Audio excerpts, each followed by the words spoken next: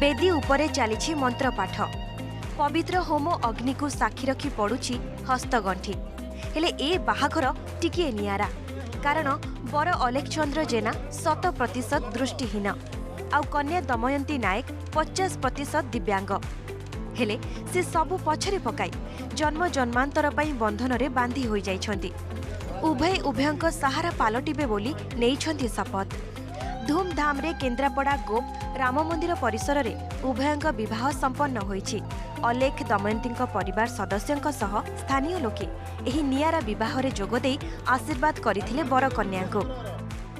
Sir बहुत खुशी अच्छी सर मो स्कूल रे सर जो पाठ पढ़ी जो सार मान पाखे से सार मैंने मत बाघर कर बहुत खुशी अच्छी सर तांको आखिरे मु देखी बोली से स्वप्न रे बाघर है सर छोटू बड़ है सर से बाघर हो सर बहुत खुशी मो आखिरे मो बाहर दुनिया देखेबी परिवार लोक खुशी अच्छा मु तो जड़े भिन्नक्षम सी भी जड़े दृष्टिहीन तेणु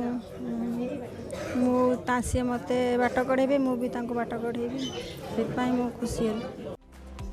बर अलेक्चंद्र घर छोटिया अंचलर चक रघुनाथपुर गाँव में से अयोध्या नगर स्थित पौर संस्था दृष्टिहीन विद्यालय रे अटेंडेंट भावे कार्य करुछंती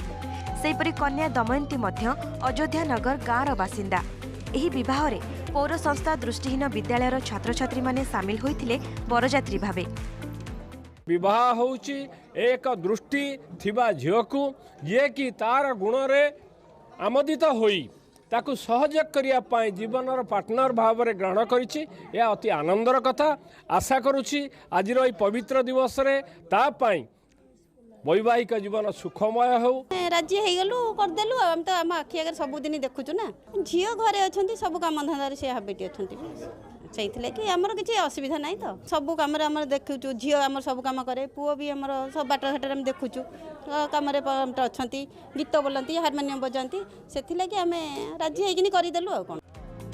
एही नियारा विवाह रे यौतुक देणनेण होई नथिबा जणा पड़िछि उभयंक जीवन सुखमय हेउ एतिकी आशा। केन्द्रापड़ारू कैमरा पर्सन वीरेन्द्र दास सह मातृदत्त महांती रिपोर्ट न्यूज 7।